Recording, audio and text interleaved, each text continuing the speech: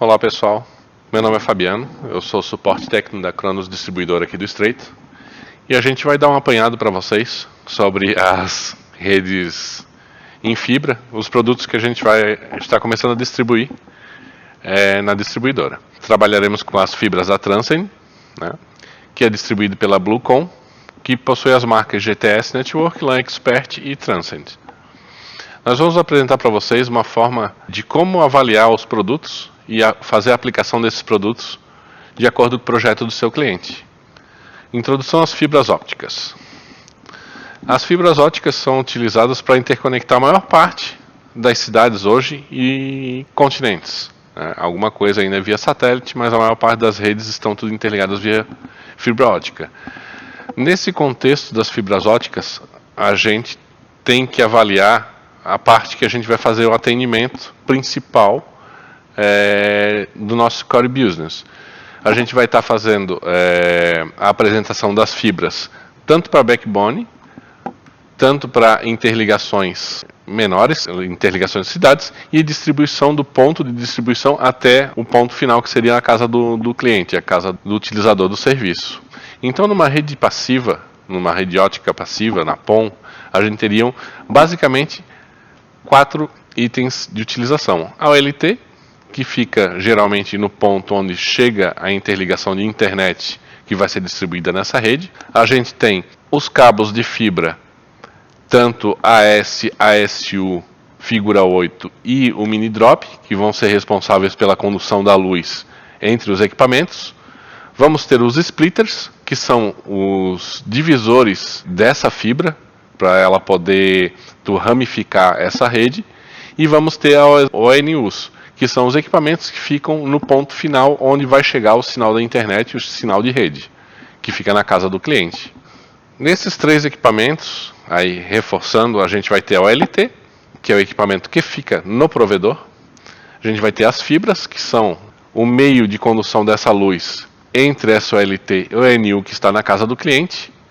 Porém, nessa OLT, a gente vai ter uns equipamentos pequenos chamados GBIC, que são os módulos SFP, que eles vão trabalhar a laser ou a LED. Esses GBICs têm determinadas características de acordo com a sua construção. Ele pode ser LED e pode ser laser. A aplicação do GBIC, ele vai ser encaixado numa porta SFP que tem na própria OLT, aonde vai ser encaixada o terminal de fibra nele. O que esse GBIC faz? Ele nada mais é do que um canhão de luz. Ele pode ser de LED, que seria um tipo de aplicação, e pode ser de laser, que teria um outro tipo de aplicação para redes longas, no caso. Aqui a gente tem novamente o desenho das redes ópticas com o funcionamento dela, a OLT, os splitters e a ONU. Nesse parâmetro da cidade aqui, a gente vai ter um desenho mais à frente, numa explicação de como faz a aplicação de cada um tipo das fibras.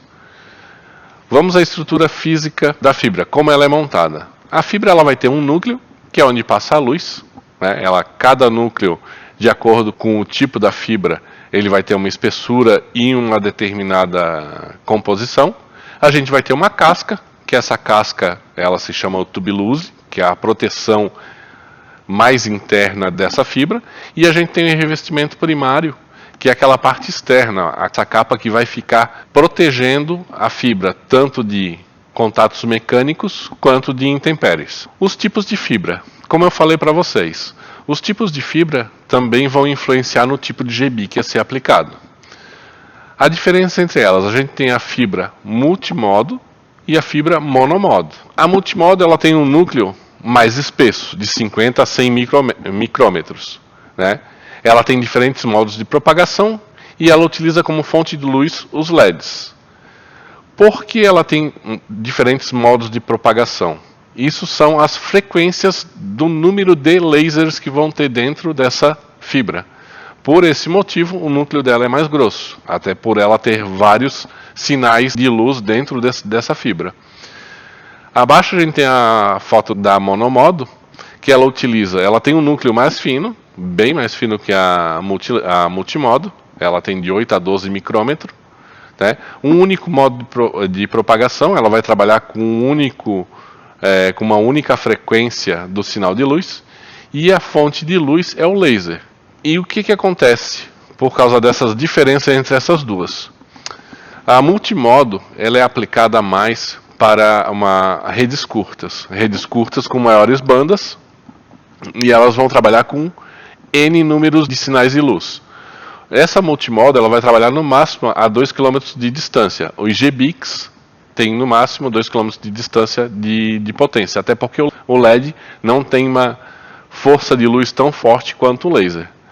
No monomodo, a gente já vai trabalhar com GBIX a laser. O sinal de luz, a fonte dele é o próprio laser. Ela trabalha em monomodo, ela vai trabalhar numa única frequência e, dependendo do GBIC, pode alcançar até 120 km de distância entre um ponto e outro, onde tu precisará fazer uma revitalização do sinal. Então, as fibras que a gente vai trabalhar. Aqui a gente vai dar um apanhado em como vai ser aplicado, caso o cliente não saiba exatamente o que necessita, cada tipo de fibra. A gente tem à disposição as fibras AS, ASU, figura 8, um mini flat drop. Diferenças. O cabo AS ele é um cabo autossustentável, a própria abreviação das duas letras já diz isto, autossustentável. E vamos ter para vãos entre postes de 80, de 120 e 200 metros. Por que ele tem essa especificação? Para que seja feita a aplicação do cabo correto de acordo com a infraestrutura que o cliente dispõe. Se tu tem um cliente que ele tem uma disposição de 200 metros entre um ponto de ancoragem e outro, postes no caso, tu vai ter que aplicar o AS200, porque ele tem uma estrutura mais forte. Esse AS80, ele é feito para backbones, para percorrer principalmente grandes distâncias, levando largura de banda grande. Ele tem de 12, 24, 30, 48 e 72 fibras. Abaixo dele a gente vai ter o ASU. Esse ASU é para interligações menores, ou tipo fazer ligações na própria cidade, onde tu vai estar interligando os bairros e locais que não tenham a necessidade de grandes linhas. Pense que o AS tu vai utilizar para interligar cidades distantes, e o ASU tu vai estar utilizando para interligar bairros, cidades próximas, como a gente tem aqui na Grande Florianópolis, São José, Florianópolis, Palhoça, que são localidades que tu vai ter segmentação. Então tu já utiliza um cabo de menor custo e com uma estrutura feita especialmente para isso, já para diminuir custos. Aí a gente vai ter o ASU, que tem de vãos de 80 e de 120. Lembrando que esses vãos é os vãos de fixação, de ancoragem dele, postes, seja a estrutura que for. Esse ASU nós teremos disponíveis de 2, 4, 8, 10 e 12 fibras. Abaixo dele, que daí é o cabo que se tornou o queridinho dos provedores, principalmente pelo baixo custo que ele tem, e por ele também ter de 2 a 12 fibras, é o cabo figura 8. Esse figura 8, ele tem uma utilização mais para distribuição interna num bairro. Tu vai passar ele por uma avenida central, e vai estar segmentando para as outras ruas adjacentes a essa avenida. Essa utilização dele, ele é o item que mais vai vender, principalmente para projetos, onde você vai estar fazendo uma distribuição em pequenas localidades. E temos, por último, o Mini Flat Drop. Esse é o fim da linha. Geralmente é uma ligação que tu precisa fazer um ponto a ponto dentro de uma empresa, precisa fazer um ponto a ponto até num próprio bairro que tu vai estar fazendo uma interligação, ou ligar o ponto final onde chega o figura 8 até a casa do cliente, se for um caso de um provedor. Resistência da fibra ótica. O tempo útil. O tempo útil da fibra ótica é de 20 anos. A sua composição, o seu material é desenvolvido para ter essa resistência ao tempo e essa durabilidade. Um pouco das especificações das fibras e as perdas. Isso vai ser muito interessante quando vocês estiverem trabalhando com provedores, que vão ter que abranger grandes áreas, e eles geralmente já têm um software para fazer o cálculo de perda de todo o seu projeto. Então é um cliente mais fácil de vender, mas isso aqui a gente tem que ter em mãos para estar fornecendo para ele essa informação, que são as atenuações máximas e a perda por quilômetro de fibra puxado. Essa S80, a 80, 120 e a 200, que é para backbone, a gente vai ter, como eu já falei anteriormente, disponível de 12 a 72 fibras. O comprimento de onda que ela vai trabalhar vai depender do tipo de GBIC que o cliente vai solicitar. Então vocês têm que verificar.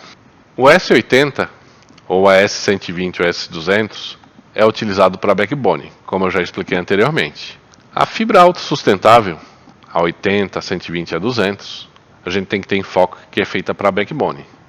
Há alguns clientes que vão ter aplicações para esse tipo de fibra, são provedores e empresas de grande porte que precisam interligar sua matriz e suas filiais. Esse é autossustentável, S80, 120 e 200. Nós teremos disponíveis de 12 a 72 fibras. Os clientes podem perguntar para vocês, vocês têm uma S80 12 FO? Esse FO é o fibra, é o 12 fibras, ele vai querer o AS80 de 12 fibras. Aí sempre que tiver uma referência para FO, é o número de fibras que tem dentro desse cabo de fibra que ele está solicitando. Para casos de provedores, é interessante vocês saberem a atenuação e a diferença máxima de perda de dBs por quilômetro de fibra esticada. Geralmente, esses compradores já têm a necessidade e já vão solicitar para vocês um determinado produto. Cabe a vocês aí verificarem o que nós temos no portfólio e bater de acordo com o que a gente tem na nossa distribuidora. A composição do S80, do 120 e 200 é a mesma. A única coisa que vai mudar é a resistência dele à tração. A fibra, ela tem uma capa de proteção externa, um fio de rasgamento para essa capa, o elemento de tração feito de aramida, um pó chamado de water block, o tubulose, que vai proteger um grupamento de fibras, até 12 fibras, a fibra ótica dentro desse tubulose e um elemento de sustentação no centro dessa fibra. Uma explicação sobre o water block, caso algum cliente pergunte. O water block é um pó colocado dentro da parte de aramida, entre o tubulose e esse elemento de tração. Para que existe esse water block? É mais uma forma de proteção. É uma forma de proteção que, se ocorrer algum dano na estrutura, uma colisão, um corte, e entre água dentro dessa estrutura, para que não acumule água e cause reflexão lá dentro, esse pó, o water block, vai se transformar num gel e vai absorver essa água para manter a estrutura sem nenhuma distorção. Nessa imagem a gente tem a apresentação da utilização do cabo AS, que seria o de backbone, para distribuição. Tenha em mente que esse cabo deve ser utilizado principalmente para distribuição de longas distâncias, até pelo seu custo e pelo seu alto nível de produção, que é para ter o menor nível de perda possível. Abaixo do AS nós vamos ter o ASU, de 80 e o de 120. Esse ASU vão ter de 2 a 12 fibras. Também possuímos nessa nossa tabela diferença de perda em dB por quilômetro esticado. A formação desse ASU se difere do AS. Pode ver que a estrutura é bem diferente. Ele já não tem aquela proteção de aramida ao redor do tubulose, e de todos os tubuloses no caso, né? Mas ele vai ter uma capa de proteção externa, um fio de rasgamento, o tubulose para proteger as fibras, que vão ali dentro de 2 a 12 fibras, e 2 elementos de sustentação para segurar a tração, que vai fazer a função da aramida. O figura 8. O figura 8 ele é feito somente para vãos até 80 metros.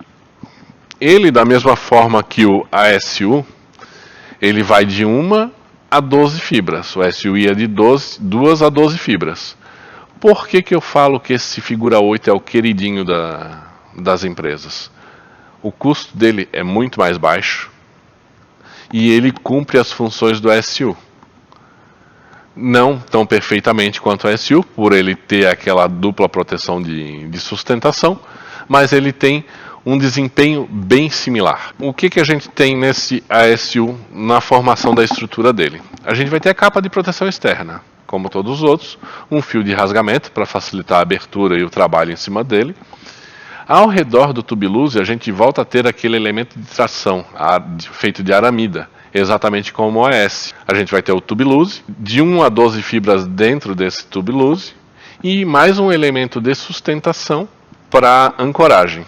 Esse ASU a gente vai aplicar para a distribuição do AS entrando no bairro, por exemplo, para fazer a distribuição dentro do bairro. Chegou na cidade, saiu do AS, chegou na cidade, fez a distribuição com a SU, né, de 80 ou de 120. Dentro do bairro, tu vai começar a puxar o figura 8. Na demonstração que a gente tem, a gente já pode optar, como é a prática atual do mercado, trabalhar com a SU ou figura 8. Tu pode estar optando dependendo do tamanho do projeto.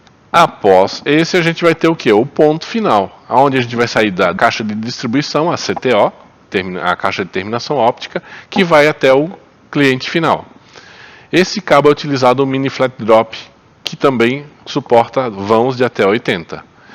Essa mini flat drop, como é para fazer uma interligação ponto a ponto ou da caixa de distribuição até a casa do cliente, ele vai ter de uma ou duas fibras. Se vocês observarem bem e olharem o nível de perda que a gente tem com relação ao AS ou ASU figura 8, vocês vão ver que o mini flat drop ele tem uma diferença de dB por quilômetro bem maior do que os outros cabos. Isso devido à composição, a toda a proteção que ele tem, e mostrando que esse cabo de fato é para fazer um ponto a ponto. Algo que não é para ter uma distância tão grande. Não vão vender um cabo mini flat drop para o cliente fazer, mesmo que ele seja monomodo, uma interligação de 120 km, que é o limite máximo no GBIC.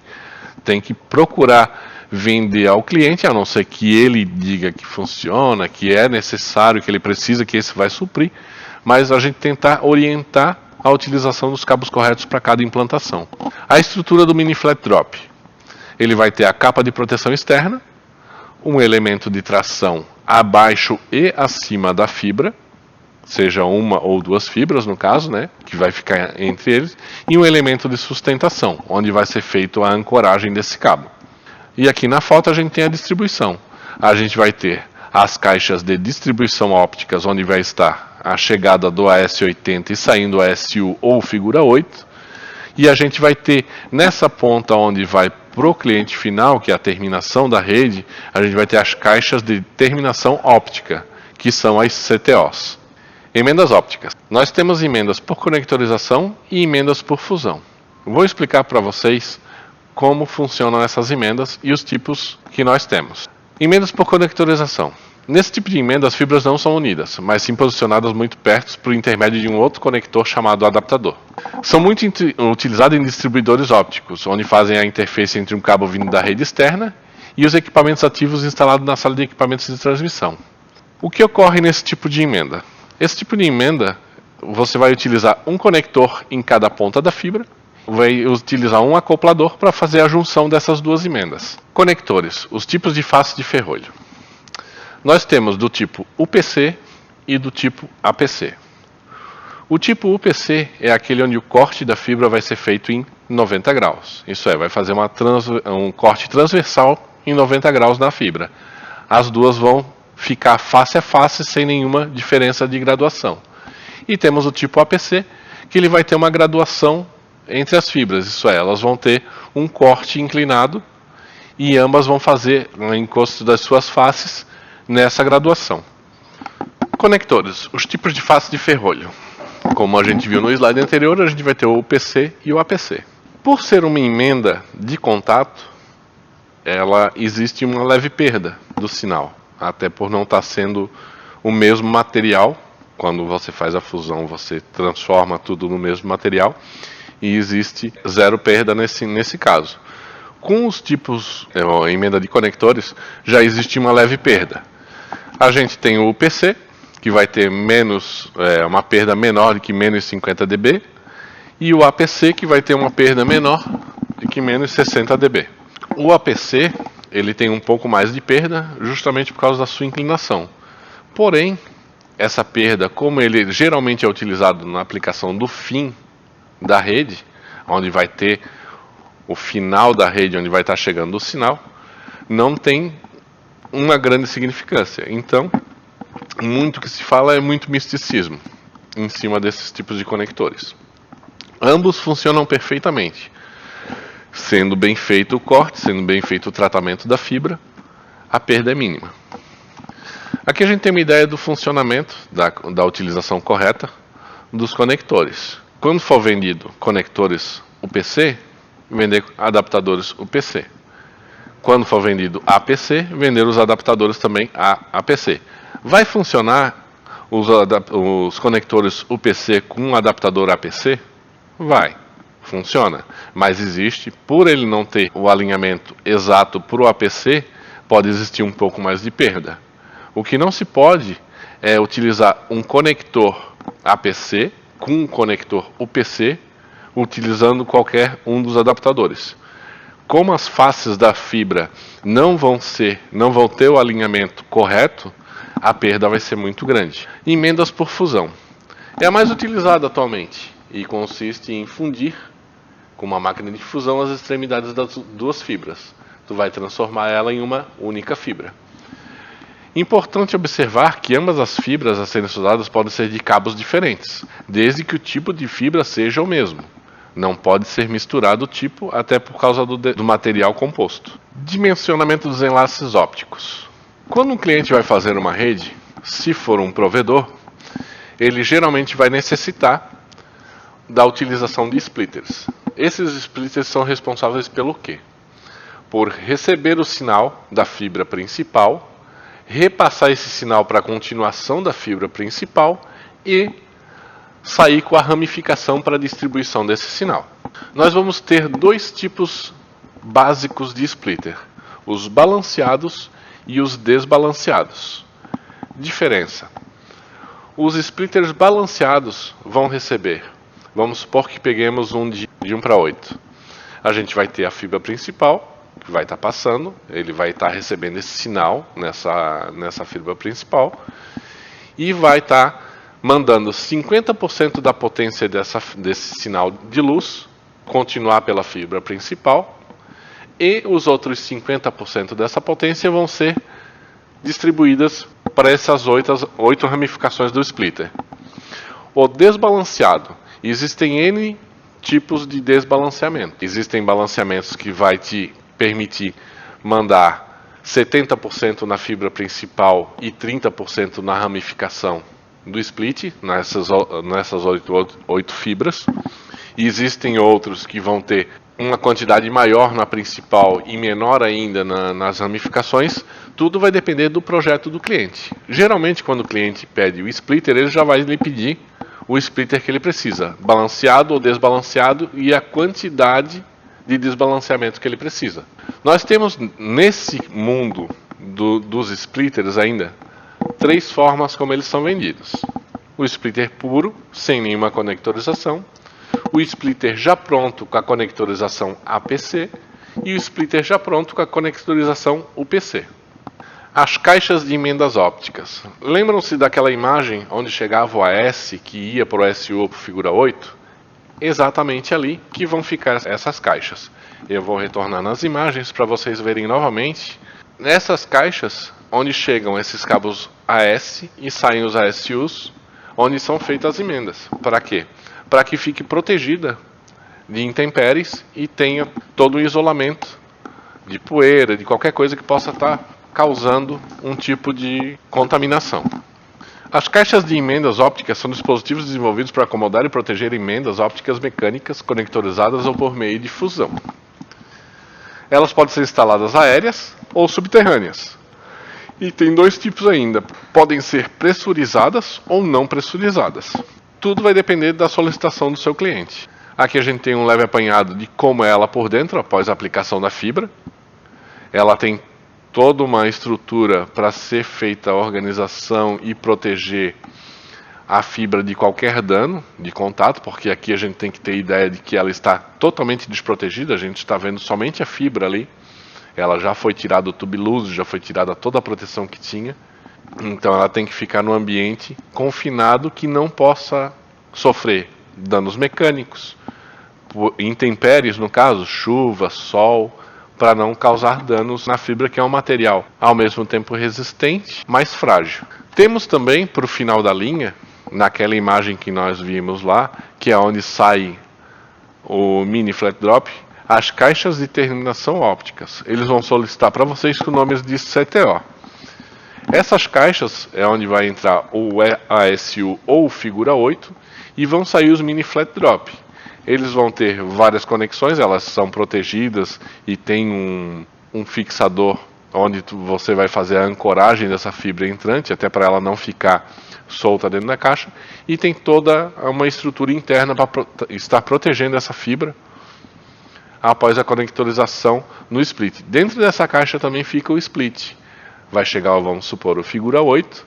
O figura 8 vai ser conectado nesse split. Vai ser feita a ponta dele, né, com um conector, de acordo com o conector do split a ser usado. E o mini flat drop vai entrar também por outras entradas mais finas que são determinadas para ela, para estar conectando no split, nas saídas desses ramais, dessa ramificação. Aí então, como a gente já tem uma ideia do que é aplicado, reforçando para vocês.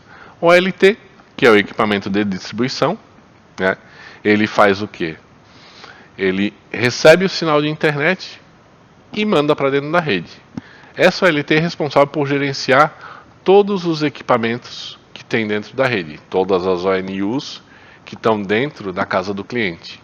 Nós temos, na primeira parte, a fibra de interligação principal, vamos supor que seria a ligação com uma outra cidade, estaria passando um AS80 nesse local. Os splitters intermediários que estariam dentro das caixas de emenda, que são essas aqui.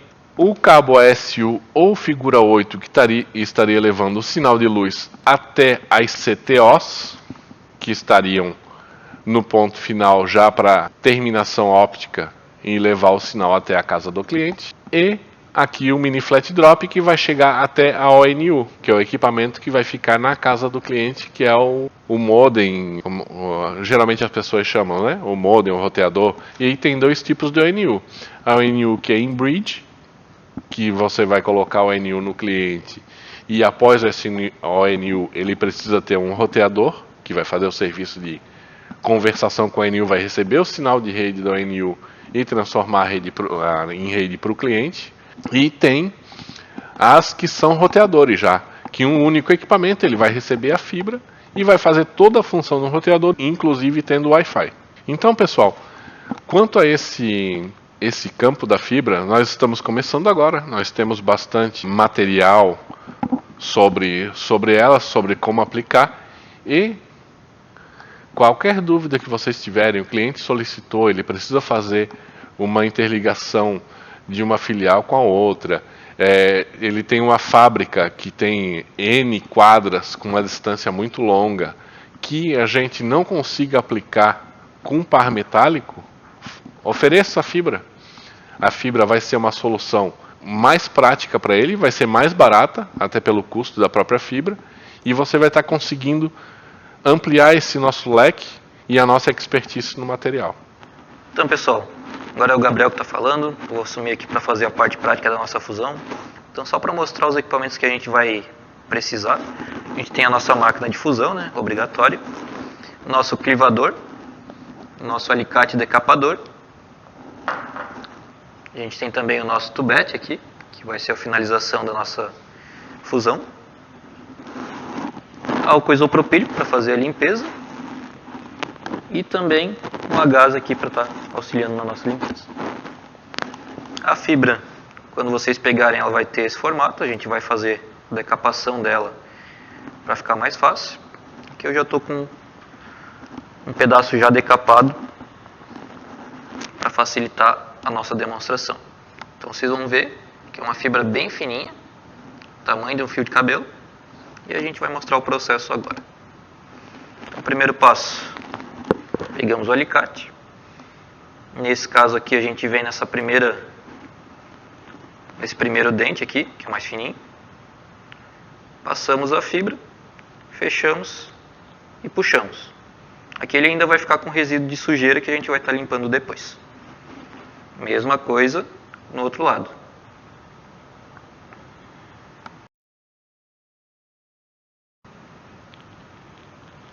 Colocamos, puxamos. O decapador não vai mais ser utilizado. E a gente tem aqui, não sei se vocês vão conseguir ver, uma parte que ainda está com a capinha verde e a outra que já está decapada somente com a fibra. Como ela é vidro, Pode ser que na câmera não dê de enxergar bem. Agora a gente vai pegar aqui a nossa gaze. Pegamos aqui a gaze. Vamos encharcar ela com álcool isopropílico e fazer a limpeza aqui da nossa fibra. Passando sempre dessa maneira aqui para não ocorrer a quebra.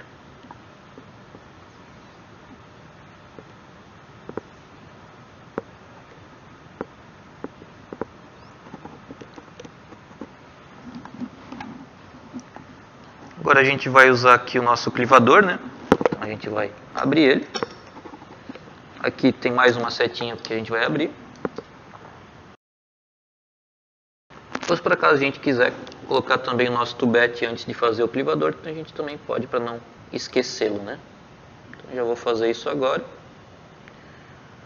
Passei aqui o tubete para uma posição mais confortável. E aqui a gente vai ter algumas marcações. Vocês vão ver que... Deixa eu colocar aqui mais perto da câmera. Aqui a gente tem algumas marcações, 10, 15 e 20. A gente vai colocar aqui o 20 alinhado no início da nossa capa, para que ele consiga cortar exatamente onde a gente precisa. Então eu vou posicionar ele aqui, fechar.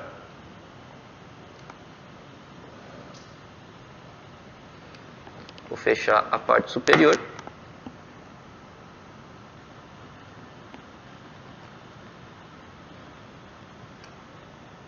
E aqui embaixo a gente tem um botãozinho de empurrar. Então a gente vai empurrar, vai abrir, ele já vai voltar na posição original e já vai ter cortado a nossa fibra onde a gente precisa. Agora eu só vou repetir o processo do outro lado. Então lembrando, alinhando o final da capa, aqui onde está a posição 20, fechando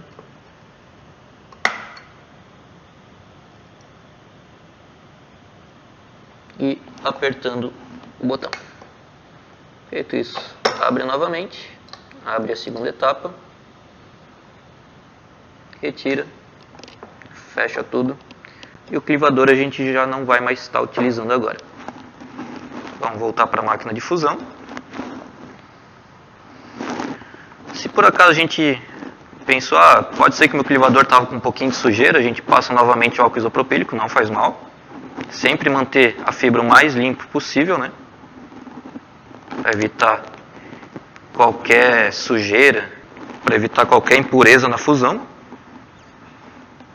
Então limpei novamente aqui. Vou abrir essa parte. Aqui a gente tem os dois lados da nossa fusão, né? Então sempre cuidar para a gente não colocar sujeira aqui. E vou tentar colocar aqui o mais retinho possível.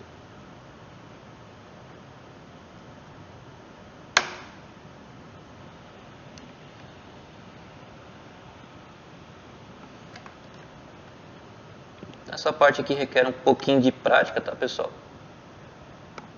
Quanto mais próximo aqui do local exato tiver, vai ficar aparecendo na telinha. Aqui nessa telinha vocês vão ver que vai começar a aparecer a fibra. Então eu sempre tentar posicionar ela mais próxima do centro possível. Então consegui colocar a fibra esquerda numa posição aceitável.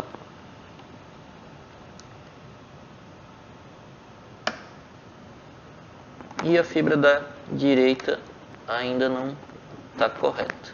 Então, aproximei um pouquinho.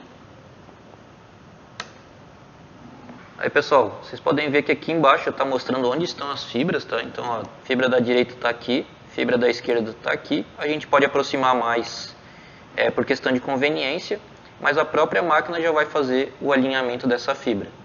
Então, aqui eu vou fazer o seguinte, eu vou fechar e vou dar aqui um set, que aí ele vai fazer a minha fusão. Então Então vocês podem ver que ele puxou aqui, alinhou e fez a fusão. Aqui é sempre bom a gente ter um resultado de 0.01 dB, que é a perda mínima que vai ocorrer nessa fusão da fibra, né? Então, vou abrir novamente, sempre com muito cuidado, abrir aqui as aletas, né? Então, puxei aqui, vou fechar novamente essa parte. Agora eu vou pegar o meu tubete, vou colocar ele onde a gente fez a nossa fusão, nessa área aqui. Aqui na parte de cima, agora eu vou estar colocando essa área que foi feita a fusão e já está com o tubete. Ele vai fechar já automaticamente quando eu colocar, né? E vou clicar aqui no botão Hit, esse carinha aqui. Então, feito isso, ele vai começar a aquecer esse tubete e vai terminar a nossa fusão. Não sei se a câmera vai conseguir pegar, mas já está aquecendo ali e ele está recolhendo ali para os lados, né?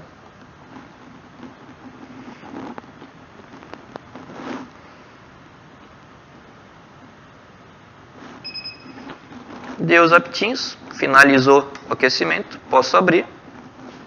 Vou tirar aqui com cuidado. E está feita aqui a nossa fusão perfeitamente, né? Então a gente não tem nenhuma área sem a capa protetora na nossa fibra. Isso aqui está indicando que ela está perfeita. Só cuidado para não queimar o dedo também, porque esse tubete ele sai bem quente. Então beleza, pessoal, por hoje era isso que a gente tinha para mostrar para vocês. Então o Fabiano passou toda a parte teórica explicando como é que funciona um sistema interligado de fibra, e aqui a parte da fusão. Futuramente a gente vai fazer também um vídeo mostrando a conectorização dessa fibra. Pessoal, então muito obrigado a quem participou aqui, tirou suas dúvidas, e até a próxima.